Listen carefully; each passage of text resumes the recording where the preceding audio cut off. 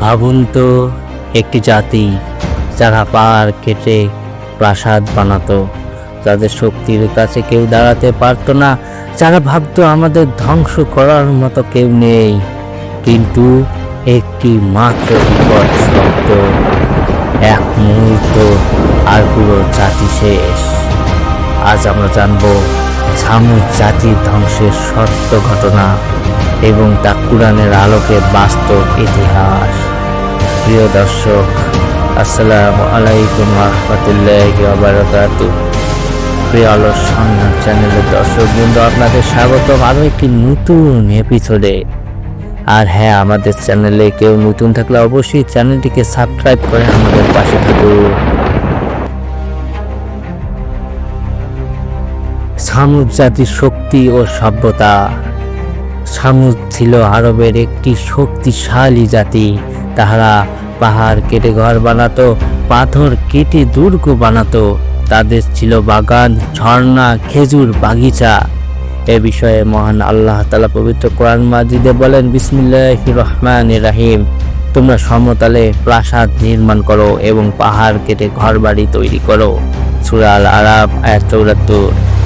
কিন্তু এত নিয়ামত পেয়েও তারা কৃতজ্ঞ হলো না, বরং তারা অহংকারে বলল, আমাদের সে শক্তিশালী কে আছে। তারা মহান আল্লাহ তাআলার নিয়ামতকে অস্বীকার করে, তাদের গোত্রকে তারা শক্তিশালী তাদের জাতিকে মনে করে এবং তারা মহান আল্লাহ তাআলাকে অস্বীকার করে। মহান আল্লাহ তাআলা সেই অবাধ্য জাতিকে আল্লাহর দ্বীনের সঠিক পথে নিয়ে আসার জন্য তিনি হযরত সালেহ আলাইহিস সালামকে তাদের জাতির কাছে তিনি প্রেরণ করেন। হযরত সালেহ আলাইহিস সালামের দাওয়াত আল্লাহ তাআলা তাদের হেদায়েতের জন্য পাঠালেন নবী হযরত সালেহ আলাইহিস সালাম। সালেহ আলাইহিস সালাম তার জাতিকে দাওয়াত দেন, সেটি মহান আল্লাহ তাআলা পবিত্র কোরআনে তিনি ইরশাদ করে, তিনি বলেন, বিসমিল্লাহির রহমানির রহিম, হে আমার জাতি, তোমরা আল্লাহ ইবাদত করো, তিনি ছাড়া তোমাদের কোনো উপাস্য নেই। সূরা হুদ আয়াত ৬১। এভাবেই সালেহ আলাইহিস সালাম তার জাতিকে মহান আল্লাহ তাআলার পথে নির্দেশ দেন, ডাক দেন এবং আল্লাহকে রব হিসেবে স্বীকার করার জন্য তিনি ঘোষণা দেন। তিনি দিনরাত দাওয়াত দিলেন, কিন্তু তারা হাসলো, উপহাস করলো এবং তারা বলল, তুমি কি আমাদের বাপ দাদার ধর্ম বদলাতে এসেছো? এভাবেই তারা সালেহ আলাইহিস সালামকে তিরস্কার এবং উপহাস করলো। তখন সেই জাতি সেই সালেহ আলাইহিস সালামকে বলল, তুমি যদি আল্লাহ সত্যি রাসূল হও তাহলে আমাদের সাথে এবং আমাদেরকে একটি আল্লাহর নিদর্শন দেখাও। তারা চ্যালেঞ্জ করলো, তুমি যদি সত্য নবী হও তাহলে অলৌকিক কিছু দেখাও। সালেহ আলাইহিস সালাম এই কথা শুনে মহান আল্লাহ তাআলার কাছে দোয়া করেন এবং একটি আল্লাহর নির্দেশে একটি আল্লাহর নিদর্শন আল্লাহর কাছে মুনাজাত করে চাইলেন। মহান আল্লাহ তাআলা তার দোয়া কবুল করলেন এবং তিনি হঠাৎ পাহাড় ফেটে গেল আর বের হলো একটি বিশাল উটনী। এটি ছিল আল্লাহর মুজিজা। সূরা আল শামসে মহান আল্লাহ তাআলা এ বিষয়ে বলেন, বিসমিল্লাহির রহমানির রহিম, এটি আল্লাহর উটনী এবং এর পানির অধিকার রয়েছে। সূরা আল শামস আয়াত ১৩। সালেহ আলাইহিস সালাম বললেন, এটি হলো মহান আল্লাহ তাআলার একটি নিদর্শন, একে তোমরা কষ্ট দিও না। মহান সেই কওম জাতি সালেহ আলাইহিস সালামের কথা শুনল না এবং তারা আল্লাহর নিদর্শনকে অস্বীকার করলো। তখন তারা ভয়ঙ্কর ষড়যন্ত্র আঁকতে লাগলো, কিন্তু শয়তান তাদের অন্তরে অহংকার ঢুকিয়ে দিল। তারা বলল, এই উটনী আমাদের পানি নষ্ট করছে। কিছু দুষ্ট লোক পরিকল্পনা করলো আর নির্মমভাবে উটনীটিকে হত্যা করলো। এটি কতই না জঘন্যতম কাজ।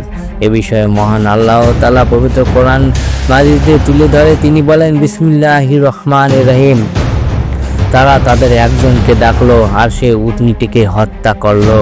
সূরা আল কামার আয়াত ২৯। তারা মহান আল্লাহ তাআলার অবাধ্যতা ঘোষণা করে মহান আল্লাহ তাআলার নিদর্শনকে তারা হত্যা করলো। এটাই ছিল তাদের ধ্বংসের শুরু। সালেহ আলাইহিস সালাম যখন দেখলেন মহান আল্লাহ তাআলার নিদর্শনকে তারা হত্যা করলো, তখন সেই সালেহ আলাইহিস সালাম সেই সতর্ক বার্তা দিয়ে সালেহ আলাইহিস সালাম হাসতে কাঁদতে বললেন, তোমরা ৩ দিন আনন্দ করো, তারপর আযাব আসবে। তারা উপবাস করলো, কেউ বিশ্বাস করলো না এবং তার জাতি তার সতর্ক বার্তাকে তারা খেল তামাশায় উড়িয়ে দিল। তারপর শুরু হলো ধ্বংসের সেই মুহূর্ত। 3 দিন পর আকাশ অন্ধকার, হাওয়া থেমে গেল, হঠাৎ ভয়ঙ্কর চিৎকার, বজ্রপাত, প্রচণ্ড ভূমিকম্প। সবার ঘরের ভিতরে সেই ভূমিকম্প এবং বজ্রপাতের চিৎকারে তারা ঘরের ভেতরেই সবাই মরে গেল। এ বিষয়ে মহান আল্লাহ তাআলা পবিত্র আল কোরআনে তুলে ধরে বলেন, বিসমিল্লাহির রহমানির রহিম। এক বিকট শব্দ তাদের পাকড়াও করলো, ফলে তারা নিজ ঘরে উপর হয়ে পড়ে রইল। সূরা আল হিজর আয়াত 83 থেকে 84। এটাই হলো এক মুহূর্তে পুরো জাতি শেষ হয়ে গেল মহান আল্লাহ তাআলার একটু সামান্যতম আযাবে এবং গজবে। তাদের অহংকার নিঃশেষ হয়ে গেল। তাদের সেই জাতি মহান আল্লাহ তাআলার নিদর্শনকে হত্যার হিসাবে তারা পুরো জাতি নিমিষেই মহান আল্লাহ তাআলার আযাবে শেষ হয়ে গেল। প্রিয় দর্শক, আজ তাদের অবস্থা কি? আজ তাদের প্রাসাদ নেই, তাদের শক্তি নেই, শুধু ধ্বংসস্তূপ পড়ে আছে মরুভূমিতে। কিন্তু তাদের গল্প কোরআনে রয়ে গেছে আমাদের শিক্ষা দেওয়ার জন্য। প্রিয় দর্শক, এই সালেহ আলাইহিস সালামের জাতি আমাদের জন্য বিভিন্ন রকমের শিক্ষা রেখে যায়। তা হলো অহংকার ধ্বংস ডেকে আনে, 2 আল্লাহর নবীকে অমান্য করলে শাস্তি নিশ্চিত, দুনিয়ার শক্তি কাউকে বাঁচাতে পারে না, আর আল্লাহর আদেশই একমাত্র নিরাপত্তা। প্রিয় দর্শক, যারা পাহাড় কেটে শহর বানাতো আজ তারা ইতিহাস, কিন্তু আল্লাহর বাণী আজও জীবিত। আমরা কি তাদের মতো হব, নাকি শিক্ষা নিয়ে আল্লাহর পথে চলবো? প্রিয় দর্শক, আমাদের ভাবতে হবে এবং আমাদের জীবনকে মহান আল্লাহ তাআলার নির্দেশ অনুযায়ী আমাদেরকে চলতে হবে।